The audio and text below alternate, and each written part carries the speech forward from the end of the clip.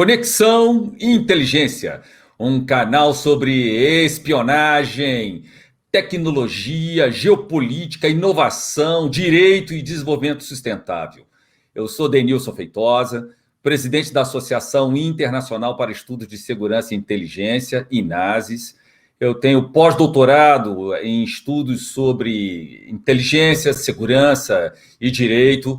Chefiei a primeira agência de inteligência do Ministério Público Brasileiro, também fui o coordenador do primeiro Grupo Nacional de Inteligência dos Ministérios Públicos e até o ano passado voltei a chefiar novamente, por uns 3 anos e meio, a agência de inteligência de um Ministério Público. Estou aqui acompanhado do brilhante professor Joanisval Gonçalves. Ele tem doutorado em Relações Internacionais, especificamente sobre atividade de inteligência. Ele foi oficial de inteligência da Agência Brasileira de Inteligência, a ABIN. Ele também é consultor legislativo do Senado Federal, especialmente sobre relações exteriores, defesa nacional e atividade de inteligência. Por muitos anos ali, ele deu o suporte dele para a Comissão Mista de Controle de Atividade de Inteligência, a SECAI, bem como para a Comissão de Relações Exteriores e Defesa Nacional do Senado Federal. Tem várias obras publicadas exemplificando. Joanisval é autor de Atividade de Inteligência e Legislação Correlata. É uma obra espetacular, é um desdobramento da tese de doutorado dele, exemplificando também. Ele é autor de Políticos Espiões, Controle da Atividade de Inteligência, né, que também tem raízes profundas na tese de doutorado dele. Isso aqui é a série Inteligência, Segurança e Direito, CISD, do qual eu sou o editor da série pela editora Ímpetus, né? Estou acompanhado aqui também do brilhante professor Vladimir de Paula Brito. Ele tem doutorado em Ciência da Informação, também especificamente sobre atividade de inteligência. Foi também, vamos chamar, oficial de inteligência, a expressão acadêmica. Ele foi oficial de inteligência da inteligência policial, e vai ser muito bom aqui. Hoje nós vamos tratar de um assunto quente, muito atual, que é a Política Nacional de Inteligência e de Segurança Pública. Acabou de ser publicado pelo presidente, né, presidente da República, pelo decreto número 10.777, de 24 de agosto de 2021, publicado dia 25 de agosto, agora, de 2021. Então, nós vamos comentar um pouco sobre essa Política Nacional de Inteligência e de Segurança Pública. Sejam bem-vindos, Joanisval, Vladimir. Muito obrigado. Boa noite, Denilson. Boa noite, Joanisval. Boa noite, Denilson. Boa noite, Vladimir. Obrigado pelo convite. Olha, é muito assim especial para mim estar aqui com dois colegas tão brilhantes, né, tão capacitados, tão experientes nessa área, né, e ao mesmo tempo tão grandes amigos.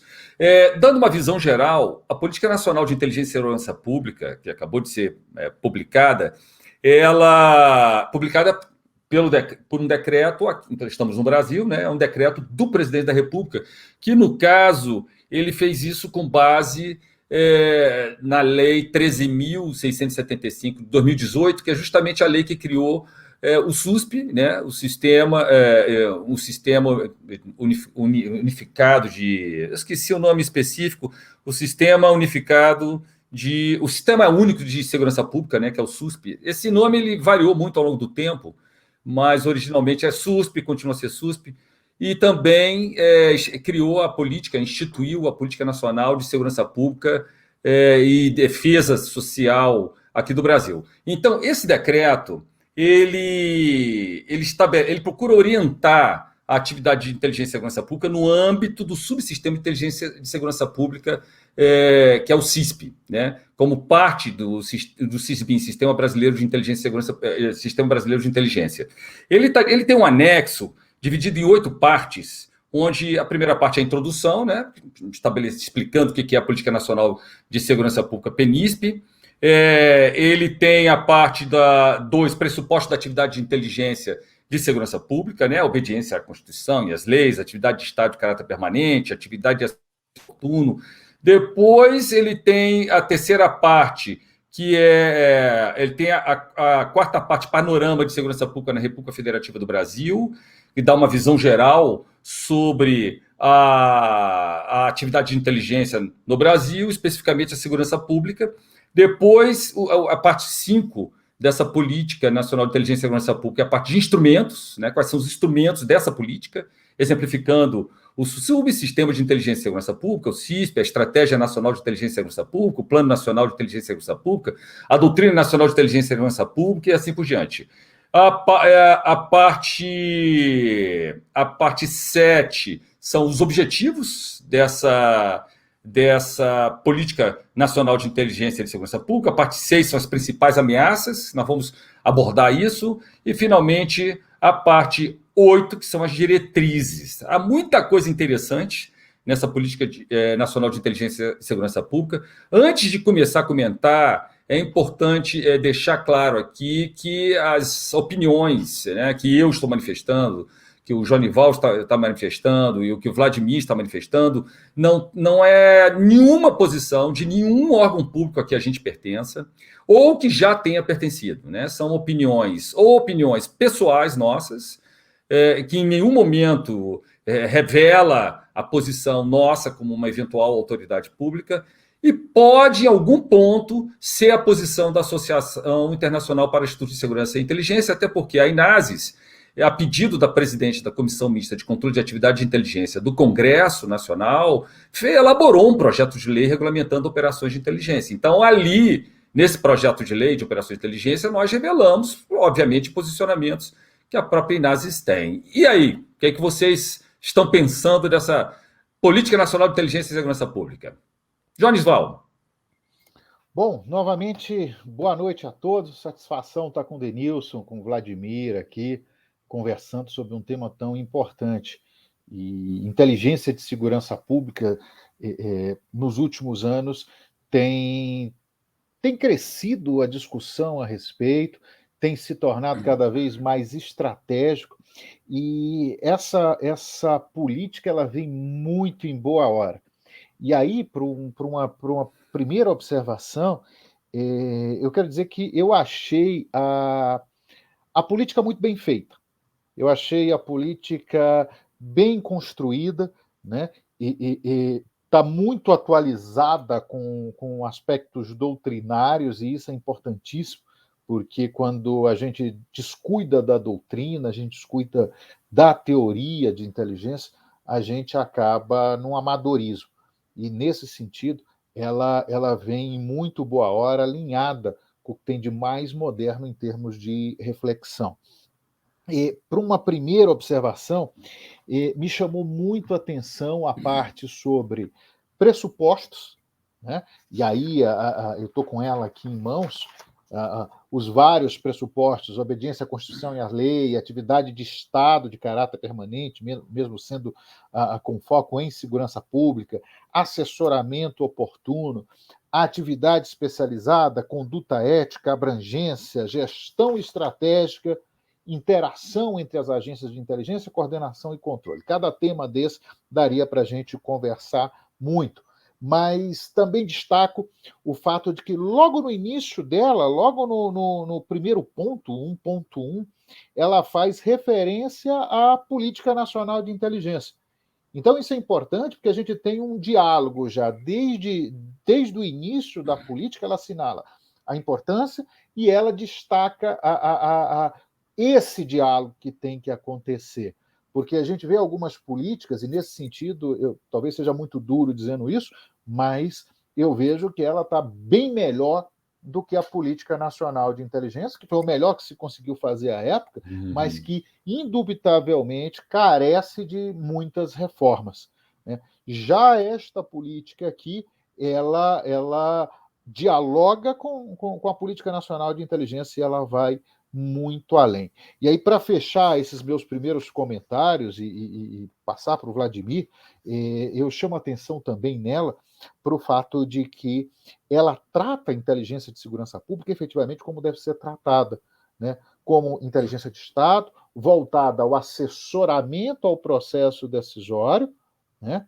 E é claro, com a sua vertente de contra-inteligência, a proteção do conhecimento, a proteção das instituições, e ela foge de um grande risco que a gente vê muitas vezes em algumas organizações, ou até quando se tenta discutir teoria de inteligência no Brasil, em se misturar inteligência com investigação, ou inteligência de segurança pública, efetivamente com a inteligência, o que se tem chamado de inteligência criminal, que no final das contas não é inteligência. Ela, muito apropriadamente, ela foge dessa discussão e ela pontua de uma forma magnífica que inteligência é para assessoramento do processo decisório, voltando-se à identificação de oportunidades, de ameaças e de riscos.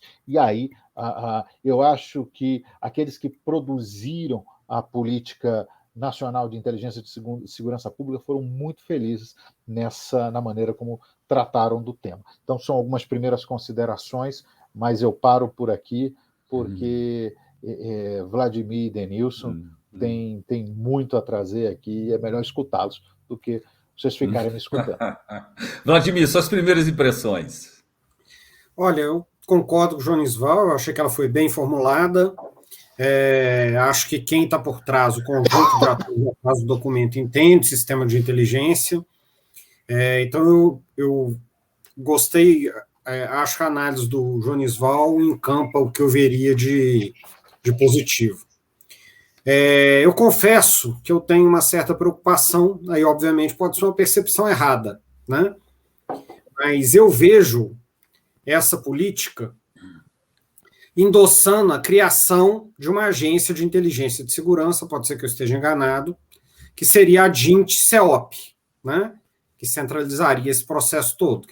Quem for observar aqui no início, né, já compete a diretoria de inteligência da Secretaria de Operações Integradas do Ministério da Justiça e Segurança Pública, a coordenação das atividades de inteligência e segurança pública no CISP. Só que, para além da coordenação, se você for perceber na própria política, você tem dimensões que têm um cunho operacional, como integração de bases de dados. E aí é o paradoxo que nós, da INAS, tentamos resolver no Congresso Nacional e não conseguimos, que existe uma lei, que é a 9296, de 96, que diz que as investigações, os instrumentos mais invasivos que o Estado brasileiro possui para obter informações, né, seja de inteligência policial ou inteligência de Estado, segurança, que é a interceptação telefônica e telemática, bem como informações cadastrais, acesso à movimentação financeira, que está em outra legislação, estão todos sob a égide dos ministérios públicos e das polícias judiciárias, leis, Polícia Civil e Polícia Federal. Então, você tem uma instituição, um órgão sendo criado, ele não está sendo criado por lei, mas ele está concentrando grandes poderes, ele vai integrar dados de várias instituições, eu imagino que alguns desses possam estar sob segredo de justiça, ainda mais com a lei agora de proteção de dados, sendo que é uma instituição que, ao contrário, nem a BIM poderia fazer isso, mas a BIM foi criada com legislação, né? Ou seja, existe, tem prerrogativa, estrutura e assim por diante. Nesse caso, o que eu acho que é uma hipótese, está sendo passada a criação de uma instituição sem uma discussão com o Congresso Nacional e, sobretudo, sem mudança no anteparo legislativo que você tem anterior. E aí isso gera uma contradição, para finalizar e também ouvir o Denilson, o Jonisval, que é, por exemplo, a contradição que a gente tem aqui no nosso sistema de inteligência, permanece também na Política Nacional de Inteligência. Vamos imaginar, a BIM faz antiterrorismo, algumas instituições fazem, ou contra-espionagem. Ela não tem instrumento nenhum para poder levar alguém acusado de espionagem na justiça, porque todos os instrumentos que ela poderia utilizar vão ser frutos da árvore podre no judiciário, porque ela não tem autorização. E quem teria autorização não tem tradição de fazer, que seria talvez a Polícia Federal ou as polícias judiciárias. Então acaba que você delega uma competência, mas você não delega os meios. Então, por exemplo, essa instituição vai produzir inteligência. O primeiro relatório que aparecer por aí, com dados de qualificação, que são informações que estariam sob segredo judicial, ou seja, que você não tem outro instrumento para poder acessar, você coloca em xeque o sistema. Então, eu acho que, por mais que, obviamente, que todos que estão inseridos nele, às vezes o façam até de maneira positiva, né? Quer acelerar, quer processar, todo mundo acha importante integrar. Tem uma discussão precedente aí, que é o que o legislativo, o que a sociedade entende que as polícias, né, e essa estrutura possam ter. E o que é, assim, com o perdão, às vezes, do meu desconhecimento, o que é o CEOP, por exemplo. Tem gente lá que não é policial? Todos são policiais? Todos são de carreira de polícia judiciária? O Ministério Público está? Quem está lá pode manejar essas informações? Ou tem um sujeito que, às vezes, não veio da área e tem um cargo de confiança e ele está dentro de uma estrutura? Então, assim, essa é uma certa preocupação que eu confesso que quando eu fui percebendo a dimensão, eu acho que essa estrutura surgiu em 2019, e que eu pensei, isso é uma discussão que tinha que ser parlamentar, né? Porque ela pressupõe outras coisas aí que a legislação anterior, que a legislação que está posta, proíbe, que o diga Satyagraha, né? É isso. Com certeza.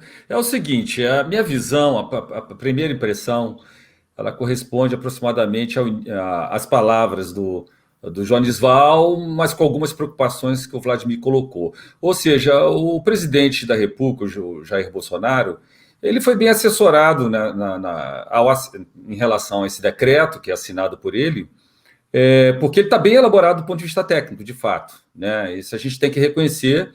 Essa Política Nacional de Inteligência e Segurança Pública, ele está, de modo geral, do ponto de vista técnico, está bem elaborado. A gente vê ali que todo o desdobramento da política nacional, especificando ali, o Joanisval destacou esse ponto, do ponto de vista doutrinário, a gente vem acompanhando a evolução da inteligência e segurança pública nos últimos 20 anos, né? Essa diretoria de inteligência, por exemplo, da qual o Vladimir está falando, eu tive como um dos chefes dela, enquanto era o chefe dela, foi nosso aluno, né? Foi meu aluno do Joanisval na especialização em inteligência de segurança, na especialização em inteligência de Estado, que a gente era responsável por ela, enquanto ele era o chefe dessa diretoria de inteligência na Secretaria Nacional de Segurança Pública. Então, é um órgão que a gente vem vendo a evolução ao longo dos anos, tem tido muito contato e acompanhado. Então, a gente vê por essa política aqui que a inteligência e segurança pública no Brasil evoluiu bastante e chegou nesse nível doutrinário, que é um nível bastante adequado, tanto nos seus pressupostos, destacando aqui pontos que são essenciais na atividade de inteligência, como, por exemplo, a questão da natureza assessorial, né, que é a atividade de assessoramento, a questão da especialização dela, porque são características inerentes à atividade de inteligência. A especialização, a natureza de assessoramento, né, o caráter sigiloso dessa atividade, que decorre, na verdade, o sigilo, de um conflito adversarial. Você precisa, o seu adversário não pode saber sua informação para você ter uma vantagem competitiva em relação a esse adversário, e assim por diante. Ou seja, está bem adequado em termos de pressupostos. A parte de Estado, sociedade, atividade de inteligência e de segurança pública também pega ali um panorama, inclusive falando da criação do subsistema de inteligência e de segurança pública pelo decreto, né, 3.695 do ano 2000.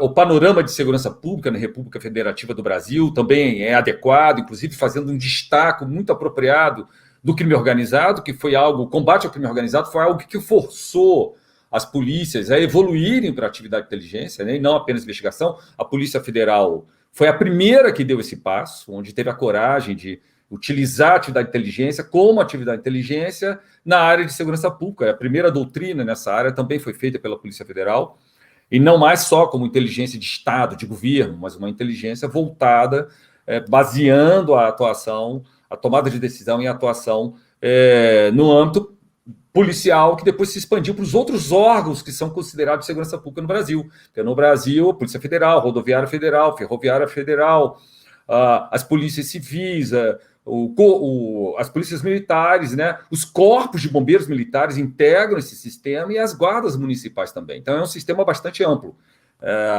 Quando nós vemos aqui os instrumentos, também tecnicamente muito adequado, coloca o subsistema de inteligência e segurança pública como um instrumento, a estratégia nacional de inteligência e segurança pública, a política tem que ser desdobrada em estratégia, a estratégia tem que ser desdobrada em planos, então o Plano Nacional de Inteligência e Segurança Pública tecnicamente está adequada, né? A Doutrina Nacional de Inteligência e outras coisas, né? As diretivas e as prioridades estabelecidas pelas autoridades competentes e outras questões aqui. Então está muito apropriado. As principais ameaças também têm uma aderência, inclusive, aos objetivos de desenvolvimento sustentável, né? Quando você pega aqui a criminalidade violenta, é uma das prioridades internacionais. E o Brasil se destaca, infelizmente, nessa questão da criminalidade violenta. É só pegar nossas taxas de homicídios dolosos no Brasil, você vê que é uma coisa absolutamente escandalosa, fora de qualquer lógica. A gente consegue matar mais no Brasil do que se mata em qualquer conflito armado no mundo. É interessante falar do conflito no Afeganistão, na Síria. Nós conseguimos, sem nenhum conflito armado, sem guerra civil, a gente mata mais. Então, crime organizado, muito apropriado, aderente também aos Objetivos de Desenvolvimento Sustentável. Você pega aqui combate à corrupção, também prevenção e combate à corrupção, lavagem de dinheiro e evasão de divisas. Ou seja, os objetivos substanciais sobre os quais deve se debruçar a atividade de inteligência e segurança pública dentro desse subsistema foram muito bem escolhidos. Né? As ações contrárias à segurança pública no espaço cibernético, igualmente, né? Desastres de causas naturais ou tecnológicas com impacto na segurança pública, ações contrárias à segurança de infraestruturas críticas com impacto na segurança pública, mas tem tem alguns senões nessa política que, infelizmente, o nosso presidente da República atual ele não foi bem assessorado nesse ponto, né? Mas isso não é culpa dele, isso é algo que vem historicamente. A gente vê aqui que o presidente ele ditou esse decreto com base no artigo 84, caput, incisos 4 e inciso 6, a linha A da Constituição da República Federativa do Brasil.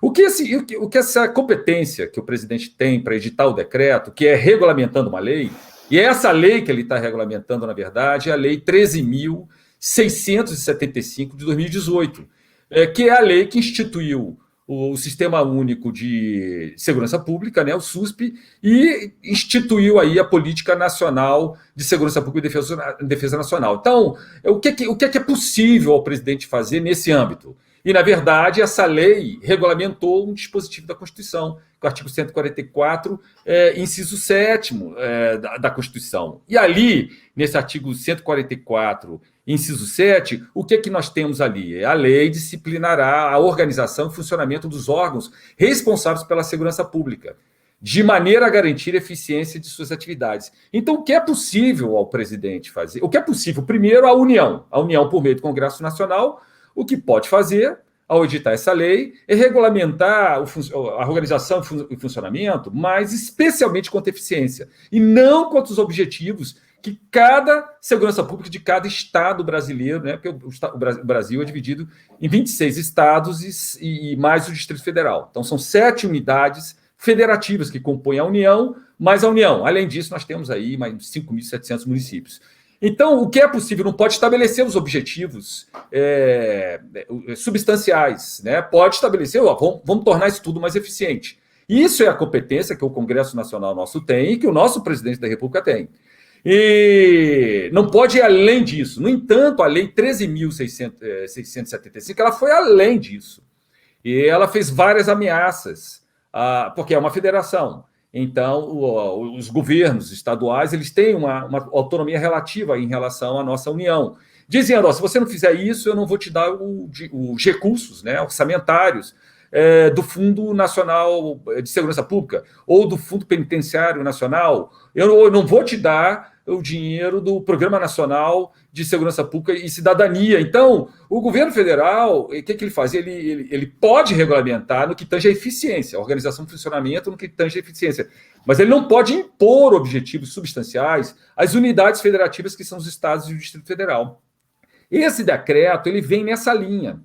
Ele vem nessa linha que não é culpa do presidente atual. Se a gente parar para pensar, os presidentes da República vêm fazendo isso. O decreto que criou o subsistema de inteligência e segurança pública, o decreto 3695 de 2000, você vê que foi assinado por um presidente completamente diferente. Ele foi assinado pelo Fernando Henrique Cardoso, né? Que é uma outra linha, outra política, outro grupo político, e, no entanto, ali no subsistema de inteligência e segurança pública, a gente vê o que foi feito no CISP, né? Quem compõe o Conselho Especial, que é aquele que cria as regras, ele praticamente não tem segurança pública. Você tem 10 membros ali no Conselho Especial, só 2, né? Você tem 2 da Segurança Pública, Polícia Federal, Rodoviária Federal, tem a própria Secretaria Nacional de Segurança Pública, o resto não é segurança pública. Você tem 2 representantes do Ministério da Fazenda, 2 representantes do Ministério da Defesa. Aí, quando você vai falar segurança pública, as 27 polícias militares que existem no país, aí elas não têm direito a voto, não são elas que tomam a decisão. Então, você vê que a União ela vem cometendo esse erro e vem passando de presidente a presidente. Né? O Michel Temer, lá na frente, cometeu a mesma falha. Você pega a Lei 9883, que é de 1999, que é a lei que instituiu o Sistema Brasileiro de Inteligência, foi o Fernando Henrique Cardoso também, não entrou muito nesse mérito, mas quando ele foi assinar o decreto dele, ele foi editar o decreto, ele cometeu essa falha de tornar completamente subordinado os governos estaduais que têm autonomia constitucional. Eles não podem ser forçados pela União a adotar determinados objetivos. Aí, quando você chega lá na frente, na lei que criou o Sistema Único de Segurança Pública e o Plano Nacional, você vê que esse erro ele se aprofunda, que é um erro que nós temos na nossa federação, que é tentar forçar os entes estaduais em vez de trazê-los para o seu lado, que é perfeitamente possível. Esse decreto que editou a Política Nacional de Inteligência e Segurança Pública, a meu ver, os objetivos estão bem escolhidos, está bem elaborado, mas a relação ela tem que ser uma relação mais de coordenação e menos de imposição. Então, quando você pega a lei, você pega ali a lei que criou o SUSP e a Política Nacional, você já vê um outro presidente da República, o Michel Temer. Então, Michel Temer, que é uma linha diferente do Fernando Henrique Cardoso, que é muito diferente do presidente Jair Bolsonaro, eles vêm reiteradamente seguindo numa linha, e talvez nesse sentido o nosso presidente da República atual não tenha sido bem subsidiado ao assinar esse decreto, que se torna de autoria dele, que é essa relação de imposição. E você vê que a política, nesse ponto, ela continua um pouco nesse sentido, porque está baseado na lei, e a lei é cheia de tem que fazer isso, tem que fazer aquilo. E aí os órgãos de segurança pública que detêm a competência constitucional para atuar acabam não tendo poder de decisão. Eles acabam, vem para cá, e se você não participar, você não vai receber dinheiro, Fundo Nacional Penitenciário. A política não fala isso, mas está implícito, porque ela, na verdade, ela é uma continuação da lei que criou, né? Ela vem regulamentando a lei que criou o Sistema Único de Segurança Pública e instituiu a Política Nacional de Segurança Pública e Defesa Nacional. Tem até esse erro aqui, né? Esse decreto aqui, quando fala nessa Política Nacional de Segurança Pública, errou e usou um outro vocábulo, falou desenvolvimento social, não, é defesa social. Então, esse é um ponto. Você pega um estado como São Paulo, por exemplo, vamos dizer que ele arrecade 1 trilhão, né? Que a arrecadação dele em tributos seja 1 trilhão. Que as empresas produzem, do que os cidadãos de São Paulo produzem. Então, a União vai lá, desse 1 trilhão, vamos colocar um número aproximado, né? Pode ser 900 bilhões, 1 trilhão. A União ela leva 400 bilhões, ela extrai da riqueza de São Paulo. Quanto é que desses 400 bilhões aproximadamente, 350 bilhões, quanto volta para o Estado de São Paulo? Que a União tirou, quem produziu foi o Estado de São Paulo, foram seus cidadãos, foram as empresas que atuam lá. O que retorna costuma ser algo em torno entre 15%, talvez o máximo, assim, se a gente exagerar demais, 40%. Então, de 400 bilhões que vão embora, voltam 60 bilhões, voltam 140, 150 bilhões. Então, você vê que a mesma coisa acontece no Estado de Minas Gerais. Vamos dizer que o Estado de Minas Gerais, só para aproximar mais ou menos, 200 bilhões ele consiga arrecadar com tributos, né? Mais ou menos 100 bilhões podem ir embora. Assim, eu estou falando em termos proporcionais, né? Então, 100 bilhões vão embora para a União, ou seja, tudo que os cidadãos mineiros de Minas Gerais e o que as empresas de Minas Gerais produziram, né? Mais da metade pode ir embora para a União. Quanto é que a União devolve? Historicamente, a União devolve no máximo, 40% para o Estado de Minas Gerais. O que é que eu estou tentando dizer? Esse é o erro que os governos vêm cometendo nos últimos 20 anos, porque isso dá certo durante um tempo, né? Olha, eu vou te dar o dinheiro, mas o dinheiro que vai dar é o dinheiro que já era do próprio Estado. O dinheiro que o próprio Estado produziu. Então, estados grandes como São Paulo, Minas, são estados que recebem muito pouco, que foi extraído e recebe muito pouco. Então, pode ser que num governo federal se dê certo por algum tempo essas ameaças, eu não te dou dinheiro. Mas quando a gente vai ver o que cada estado gasta na segurança pública, é muito, muito, muito, muito mais do que a ameaça que o governo faz de dizer, se você não vem para mim, eu não vou liberar recursos desses fundos, que são fundos federais. Esse é um ponto que eu acho que é um ponto crítico do subsistema de inteligência e segurança pública, né? Os órgãos estaduais deveriam ter poder de voto, de decisão sobre o que vai ser a doutrina de inteligência e de segurança pública, o que é a sua política nacional de inteligência e de segurança pública, o que são as suas estratégias, e não ser trazido sem direito de decisão e ainda com essa ameaça legal, está na lei. A lei está dizendo, se fizer isso, se você não compartilhar seus dados, eu não vou te dar os recursos. Mas recursos de onde? Recursos que o próprio Estado produziu. Aí é impossível. É isso que vem dando errado. Às vezes começa a dar certo, né? Então, o presidente da República atual ele tem uma relação muito boa com as polícias no país. Isso pode dar certo durante algum tempo, mas volta a dar errado de novo. Por quê? Porque estados muito grandes, como exemplificando São Paulo, Minas Gerais, o estado do Rio de Janeiro, cedo ou tarde eles acabam se ressentindo e dá errado de novo o sistema único de segurança pública e acaba não evoluindo de novo o compartilhamento dos dados. E é impossível haver uma política nacional de inteligência e segurança pública se estados grandes como esses, que detêm a maior parte das forças policiais do país, eles não participam, ou eles resistem, ou eles dizem que estão participando, mas na verdade não participam.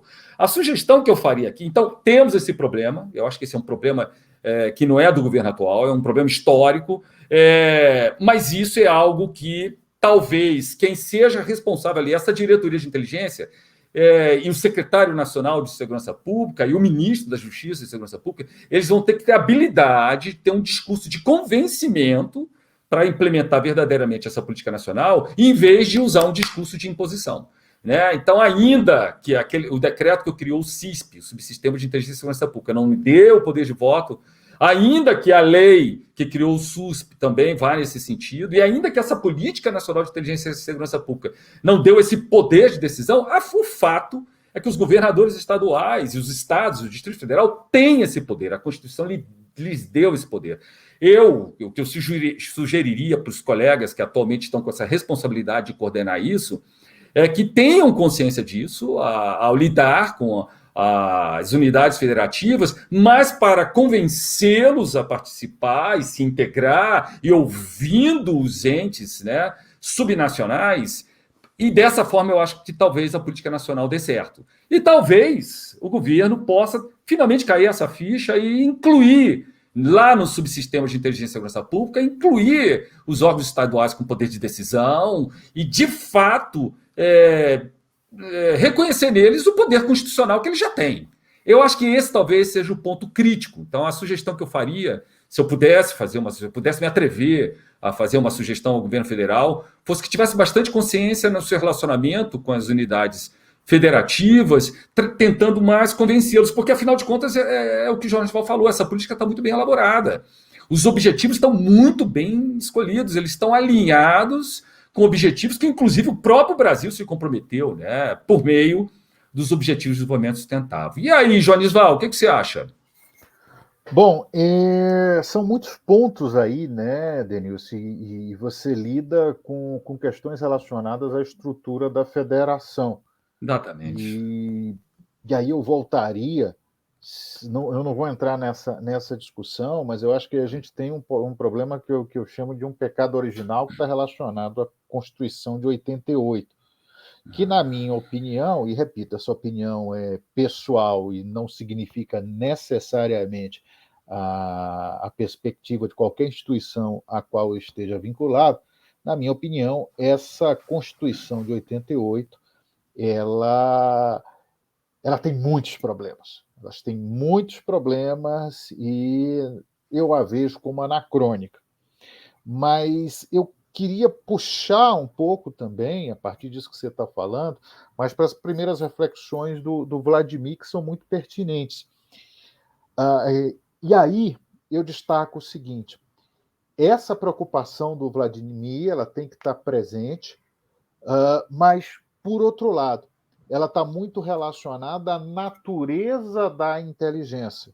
A natureza da inteligência que eu não chamarei de atividade de inteligência, apesar da política ainda insistir nisso, e apesar de o jargão da gente utilizar que a gente utilize seja atividade de inteligência, mas eu tenho mudado a minha reflexão e falado muito mais de inteligência como pura e simplesmente inteligência, porque aí a gente reuniria atividade especificamente, produto e organização, dentro da percepção tradicional de Sherman Kent. Eu sou mais purista nesse sentido. Mas, voltando, qual é a natureza da inteligência? A natureza da inteligência é assessorar um processo decisório. E a forma como a inteligência obtém esses dados e o objetivo da obtenção, da reunião desses dados, da necessidade de integração, ela tem que estar bem clara. Né? Por quê? Porque eu jamais vou poder falar em investigação relacionada à inteligência. São duas linhas, é uma linha que não pode ser cruzada. Né? A preocupação é tremendamente pertinente do Vladimir. Mas como é que eu vou usar esses dados, os riscos de um fruto da árvore envenenada, usando esses dados no inquérito ou coisa parecida? Não vou, porque eu não posso usar isso numa atividade de investigação e depois, mais adiante, efetivamente compondo inquérito ou até um processo, porque o fim é outro. Mas aí a gente entra numa discussão eminentemente doutrinária. E aqui no Brasil, eu gostei muito das observações do Vladimir, porque ele trouxe para a discussão um problema. Com certeza. E que eu bato sempre nessa tecla. A mistura que é feita pelos nossos órgãos policiais, sobretudo de polícia judiciária, pelos órgãos do Ministério Público, efetivamente, a mistura que é feita entre investigação e inteligência.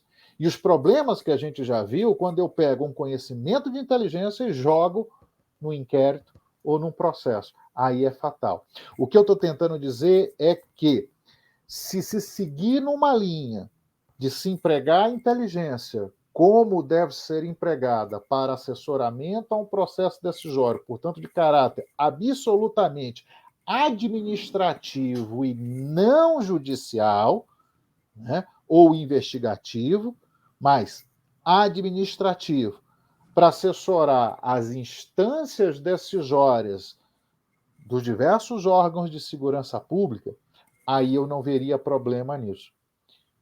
O perigo... Você não acha, que existe o risco para o próprio profissional, que, por exemplo, que está dentro de um órgão como esse, ser criminalizado porque ele está tendo acesso a dados que ele não poderia ter, porque a nossa lei não permite, explicitamente não permite? Né? Você foi no ponto, Vladimir. Esse é o risco. Por quê? Porque a gente erra ao estabelecer esse tipo de regulamentação. O profissional de inteligência, aí fica uma pergunta, uma questão. Você foi num outro ponto muito interessante e sensível. Algo que esteja sob segredo de justiça, ele pode ser acessado pela inteligência? A maior parte vai argumentar que não faz sentido, a lei, inclusive, pode ser muito dura com aqueles que assim o fizerem, mas eu chamo a atenção para o outro lado. Né? A inteligência, qual é o fim daquele uso? É administrativo? É a manutenção do sigilo? Aí a gente vai entrar numa discussão muito mais profunda, e o Vladimir, com o talento que ele tem, ele trouxe para a gente uma discussão bem mais profunda aí. Eu te agrego uma preocupação, que é ao contrário, até o que a gente propôs na legislação.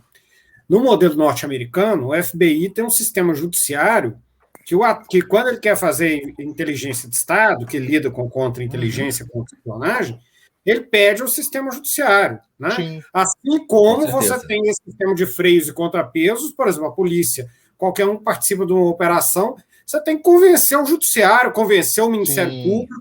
Né? Com certeza. Então, assim, você não tem uma autonomia para manejar.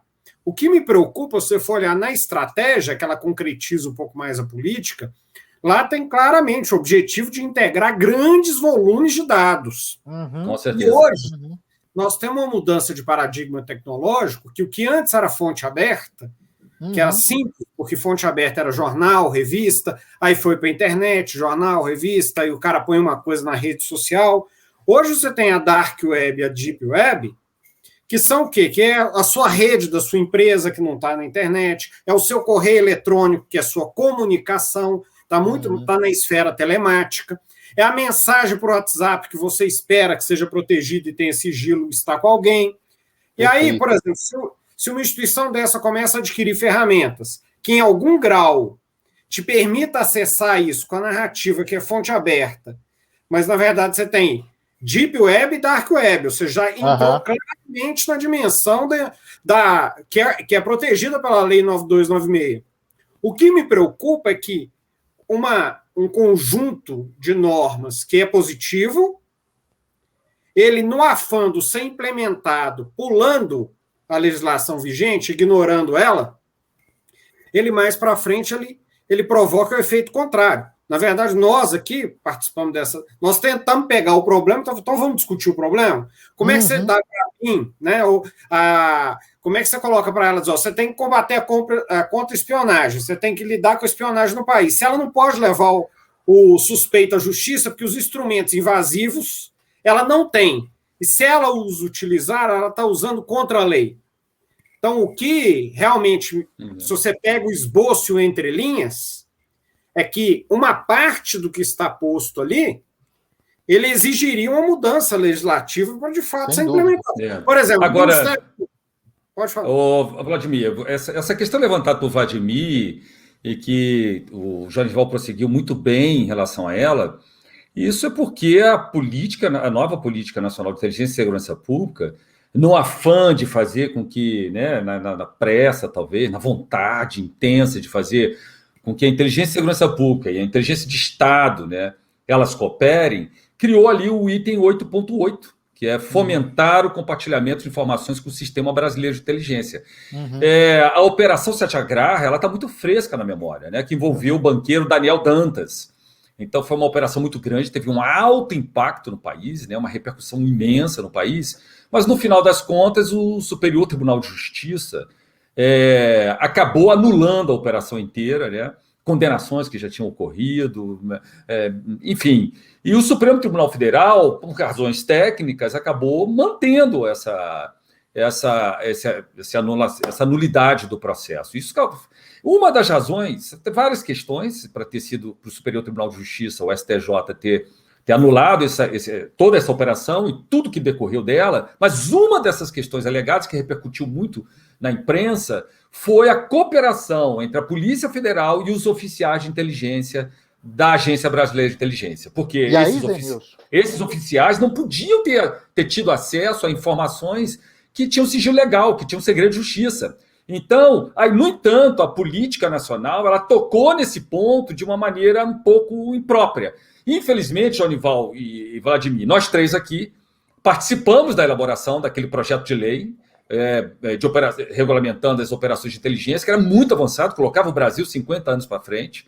Ele só não andou, por quê? Porque ocorreu o impeachment da presidente da República Dilma, o vice-presidente Michel Temer assumiu, a situação não estava muito propícia a prosseguir um projeto sobre atividade de inteligência, acabou terminando a legislatura de 4 anos, e o projeto, infelizmente, foi arquivado. Ali nós resolvíamos esse problema.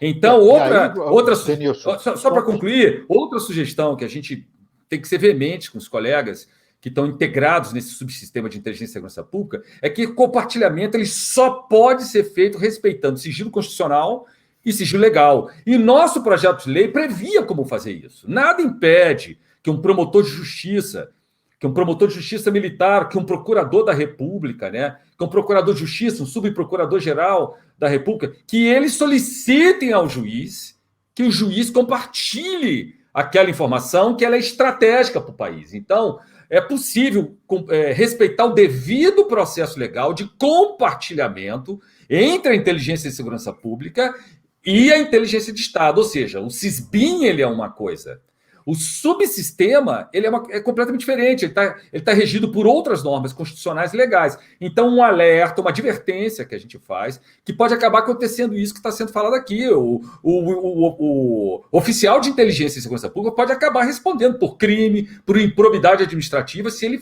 fizer esse compartilhamento. Além de causar nulidade, né, de um eventual processo, de uma eventual ação. Então, compartilhamento tem que ser feito estritamente dentro do devido processo legal, respeitando os sigilos constitucionais que tem direto e legais. E nós resolvemos isso no nosso projeto. Aquele nosso projeto, ele tinha que ser resgatado. Existe um projeto atualmente em andamento, tinha que resgatar, porque resolveria esse problema da Política Nacional de Inteligência e Segurança Pública. Mas já que ela incorreu nesse erro, a gente tem que fazer esse alerta aos colegas, né? Ou seja, tem que ter cuidado no compartilhamento.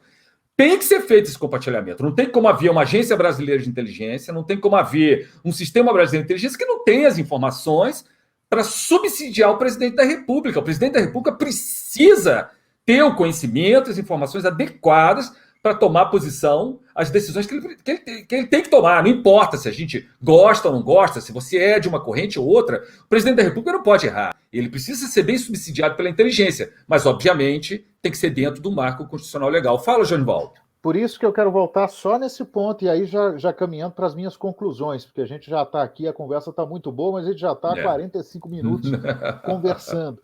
Mas é por isso que eu quero voltar aí, no problema legal e na necessidade de mudança na legislação. E essa necessidade de mudança na legislação tem que considerar o fim de cada uma dessas atividades. Qual é o objetivo da atividade de inteligência policial, ou da atividade policial, qual é o objetivo da inteligência propriamente dita e qual é o objetivo da inteligência dentro da segurança pública.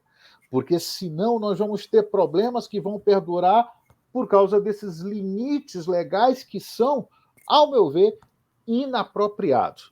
E o que eu estou querendo dizer com isso? Como é que a ABIN cuida de um caso de contra-espionagem? A função de uma agência de inteligência no nosso modelo legal, veja, não é a mesma coisa do FBI, porque o FBI tem função também de polícia judiciária federal, né? Mas no nosso caso, onde nós temos uma agência, eu vou usar entre aspas, civil, ou que não tem law enforcement para inteligência, e aí nesse caso ela é muito semelhante ao Serviço Canadense de Inteligência. Quando nós temos uma agência assim, diante de um caso de espionagem, o que o órgão de inteligência faz é acompanhar o suposto espião, né? E a partir do momento que tiver condições de evidenciar uma conduta que seja violadora da lei, aí eu transfiro aquilo para a autoridade policial. Até dentro da inteligência policial, a inteligência policial, tecnicamente, ela não pode se envolver com investigação. Investigação é a partir do caso acontecido, do crime acontecido. Qual é a função do inquérito? Identificar a autoria e materialidade de um delito. Ponto. Se aquele espião não cometeu nenhum delito segundo o nosso ordenamento jurídico, ele não está sujeito a uma atuação policial sobre ele. Mas ele sim está sujeito a um acompanhamento por parte da inteligência. Daí a necessidade de uma atividade coordenada, bem fundamentada em alicerces legais, e aquilo que a gente defende, nós aqui na INASES, há quase 2 décadas. A gente precisa de legislação que dê respaldo ao profissional de inteligência. Com certeza. A nossa legislação não dá respaldo aos profissionais de inteligência. E um parêntese. Ô, Vladimir. Um parêntese até muito relevante em relação ao que você colocou, né? O Congresso americano tem uma instituição chamada PERSEREC, que ela coleta fontes abertas para estabelecer estatísticas de qualidade. Então, via fontes abertas, ou seja, só o que saiu no noticiário, ninguém está discutindo, aquilo ficou entre as 4 paredes das instituições. Você tem mais de 80 casos de espionagem, de espiões presos e levados à justiça nos Estados Unidos, da Segunda Guerra Mundial até um período recente. Uhum. Os últimos casos que eu tive a ocasião de acompanhar de prisão de espiões no Brasil foi na Segunda Guerra Mundial. Óbvio que pode ter acontecido, não estou discutindo que não foi detectado, mas o nosso sistema, do ponto de vista de usar a lei para conseguir identificar o crime, ele é frágil porque a ABIN não tem instrumental nenhum e a polícia, para começo de conversa, nem pode partilhar esse tipo de coisa com a ABIN, não é vocacionada, ou pelo menos não tem ainda uma agenda, ó, vem cá, tem que fazer, ou tem que trabalhar em regime de força-tarefa. Agora, para avançar nas minhas considerações, o que eu diria é o seguinte, às vezes os atalhos, eles criam mais desconfiança e problema do que você realmente enfrentar a situação concreta, de frente. Então, hoje, a estrutura de inteligência brasileira é completamente limitada pela legislação. Quem pode fazer, quem tem os instrumentos mais efetivos é a polícia e o Ministério Público. Enquanto isso não for enfrentado, você vai correr o risco, por exemplo, há algum tempo atrás aí estava uma grande polêmica sobre a aquisição do Pegasus, do NGO Group, NSO Group. Justamente por quê? Porque uma parte dessa ferramenta, que acabou que saiu da licitação, mas tem outras, coleta mais do que fontes abertas, ou do que você poderia interpretar à luz da telemática, né? Comunicação entre duas pessoas, pessoais, a partir do uso da rede, com expectativa de privacidade. E aí, o efeito é o oposto. O efeito é de gerar desconfiança, né? Imagina, amanhã está integrando esses dados todos. Aí pinta um levantamento financeiro que vem pelas mãos de uma instituição que não poderia ter acesso àquilo nunca. Então, assim, você vai estar plantando uma confusão que inevitavelmente vai estourar mais na frente. E mais ainda, quem está manejando esse dado, às vezes nem concursado nem vinculado a uma instituição, está no cargo ali. Então, assim, eu acho que é importante, já que existe uma compreensão do governo, a gente vê que existe um assessoramento adequado, é importante enfrentar as questões centrais, né, que envolve a competência desses órgãos, que a partir disso vai ficar muito mais fácil fazer qualquer tipo de integração. Vladimir, vou destacar. Eu queria mandato. Com Cada certeza. organização tem que ter um mandato claro. Eu comento muito isso, tanto no atividade de inteligência quanto no políticos espiões. A necessidade de mandatos claros para cada organização. Com isso, a gente soluciona alguns problemas.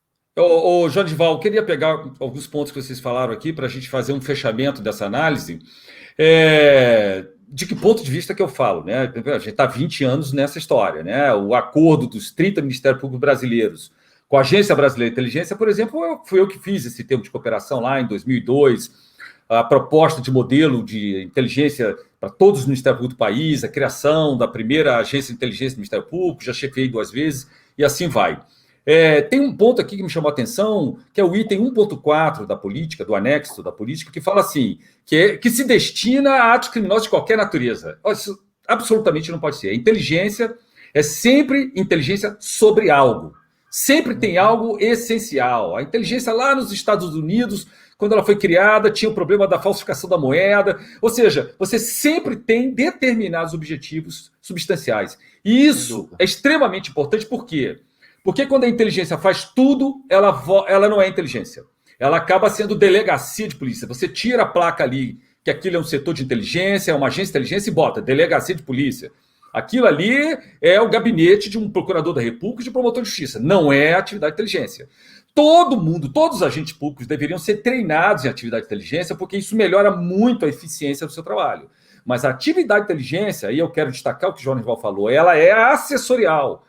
Tem que ter muita consciência disso. Ou você está produzindo conhecimento, vamos supor no caso da polícia, para tomada de decisão do governador, para tomada de decisão do comandante-geral, do chefe da Polícia Civil, né? Ou você está subsidiando uma operação, né? Ou seja, uma grande operação de investigação ou uma grande operação de policiamento extensivo da Polícia Militar. Mas você não é o próprio cara que vai lá. Se você não dividir o que é investigação de um lado, o que é o assessoramento, o que acaba acontecendo é que a atividade de investigação engole a atividade de inteligência, ela deixa de ser inteligência. Então, o profissional de inteligência, o órgão de inteligência, tem que se manter como órgão de assessoramento. O órgão que eu chefiei, ele esteve envolvido com todos os problemas mais complexos que o Estado de Minas Gerais teve, né? Quando o PCC decidiu incendiar ônibus, nós estávamos lá. Quando houve a crise dos combustíveis, né? Uma coisa terrível, faltando alimentação e assim, no Estado, nós estávamos, mas como inteligência, assessorando todo mundo que atuava nas operações de maneira essencial, mas não sendo a própria operação. Mesma coisa, se você decidisse segurança, você não é mais inteligência. Então, a questão assessorial que o Jonival falou é absolutamente essencial. Nesse ponto, a política falhou. Não é de qualquer natureza, são aquelas estabelecidas lá à frente como ameaças. É sempre um objetivo substancial. Outra coisa que me chamou a atenção é quando fala que o sigilo ele visa a preservar o profissional de inteligência e no exercício das atividades e os órgãos a que estão vinculados. Não é verdade. Então, isso foi uma outra falha técnica. O sigilo ele visa proteger o conhecimento, a informação, porque isso te dá uma vantagem estratégica, te dá uma vantagem competitiva. É sempre um conflito adversarial. Você tem um adversário que não pode. O adversário pode até ser amigo. Dois países querem fazer um acordo e a inteligência atua para. Deixa eu ver se ele está realmente bacana comigo, se eu realmente posso fazer esse acordo. Mas é seu amigo. Mas ele é adversário porque você tem que manter aquela informação para ter uma vantagem competitiva no seu relacionamento. Então, o sigilo, ele prioritariamente, ele está protegendo o conhecimento e a informação. Para proteger isso, ele tem que proteger o profissional de inteligência, ele tem que proteger o órgão de inteligência. Então a doutrina cometeu essa falha, e aí você vai proteger a inteligência pela inteligência. E acaba virando o que a gente já sabe, os casos de uso indevido de cartão corporativo por agência de inteligência, porque tudo é secreto, acaba não tendo controle, isso não pode. Então, na verdade, a gente tem que saber exatamente onde a gente coloca o sigilo. O sigilo é para proteger a vantagem informacional que você tem em relação ao adversário. E aí você, claro, para fazer isso tem que proteger o oficial de inteligência, você tem que proteger o órgão de inteligência, mas isso não é o objetivo principal. Isso é um problema histórico no Brasil. Confundir isso e acabar protegendo o órgão em si mesmo, isso acaba acarretando vários desvirtuamentos na atividade de inteligência. Então, esse é um ponto que eu também queria destacar. E essa política vai ser atacada, provavelmente, pela oposição num ponto específico. Houve uma coisa que foi colocada nessa política que ela teria ficado melhor se isso não estivesse aqui, que são as ações contrárias ao Estado Democrático de Direito. Isso aqui é um risco muito grande. Nós já tivemos uma inteligência excepcional, muito bem organizada, que foi o Sistema Nacional de Informações, e com a agência central, o SNI, o Serviço Nacional de Informações. A inteligência era muito integrada, polícias, órgãos de Estado, etc. e tal. Isso foi algo histórico daquela época, eu não vou avaliar isso, né? Mas do ponto de vista da eficiência era muito eficiente. Quando o presidente Collor assumiu, ele assustou com a inteligência que existia, porque era relacionada à ideia de um regime militar, e ele extinguiu toda a atividade, o Sistema Nacional de Informações. Né? Ficamos aí, né, Jonival, 10 anos sem o Sistema Nacional de Informações.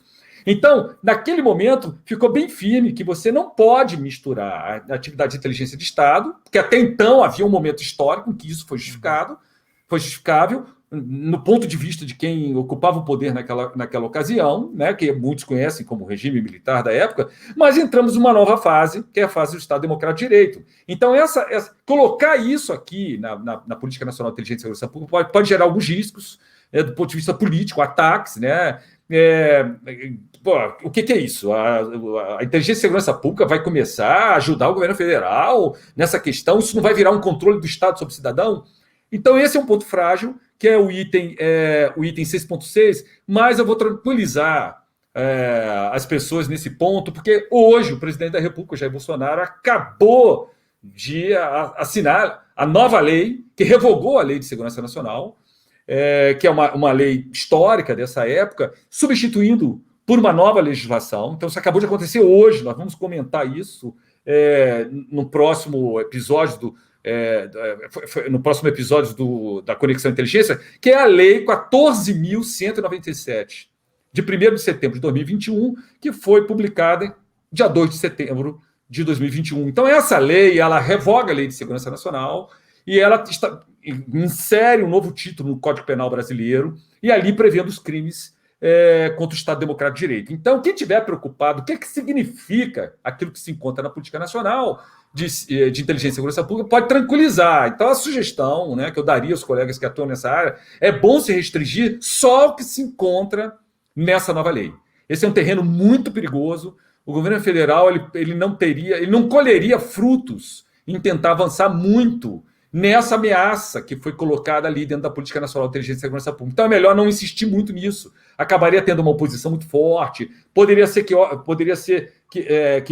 órgãos, partidos políticos de centro e de esquerda se unissem, se colocando contra isso. Não vale a pena, não compensa. A política está muito bem elaborada. Ela está muito bem feita para tentar investir nesse item 6.6. Né? Mas, se caminhar aí, é bom se restringir só aos novos crimes contra o Estado Democrático de Direito, que só entram em vigor daqui a 90 dias. Palavras finais? Jonisval, Vladimir? Denilson, só agradecer a você, a Vladimir, pela oportunidade, deixar o meu abraço. Nós já completamos 1 hora aqui de conversa. Então 1 hora, exatamente. Já passou da hora da gente encerrar para deixar para um próximo debate. Agradecer muito a oportunidade, dizer aqui que nós estamos à disposição e deixar um abraço para todos que estão nos assistindo aqui. Obrigado. Vladimir? Eu agradeço muito, é um prazer estar com vocês, né? Essa conversa poderia durar horas aqui. Eu acho que é um tema muito necessário, a gente está acostumado, né? Nós que somos da área há bastante tempo a nadar contra a corrente. Eu acho, assim, gostaria de lançar um desafio pelo positivo, que a gente encontrar um espaço mais para frente, por exemplo, nessa lei se estabelece o crime de espionagem, que, na verdade, não é algo fácil de ser concretizado na prática. Então, às vezes, mais para frente, valeria a gente tentar conversar, tentar apontar como é que a gente consegue concretizar esse tipo de instrumento, né? O que falta, de fato, para o Estado brasileiro conseguir fazer com que isso aconteça, né? A gente pegar várias dessas coisas que a gente percebe nessa política, uma tentativa dos envolvidos de avançar, mas que estão travadas por outras temáticas. Eu acho que cabe o desafio de a gente refletir coletivamente. Mas foi um prazer, uma grande satisfação estar aqui. Muito obrigado. Olha, Jonisval, Vladimir, foi um prazer imenso estar com colegas tão capacitados, tanto do ponto de vista acadêmico quanto do ponto de vista profissional, ambos com larga experiência também na atividade de inteligência. Então, um prazer gigantesco. Nós, da Associação Internacional para Estudos de Segurança e Inteligência, INAS, estamos à disposição para colaborar, para colocar nossas ideias, enfim, para interagir com todo o sistema, como a gente tem feito durante tão longo tempo. Enfim, um prazer. E parabenizar o governo federal pela nova política de inteligência nacional de inteligência e segurança pública. Foi muito bem feita, mas são importantes essas advertências que a gente coloca, porque a gente deseja que a atividade de inteligência tenha pleno sucesso no Brasil, é algo mais do que necessário. Então, prazer enorme, gente, e até a próxima. Tchau, tchau. Até a próxima. Tchau, tchau.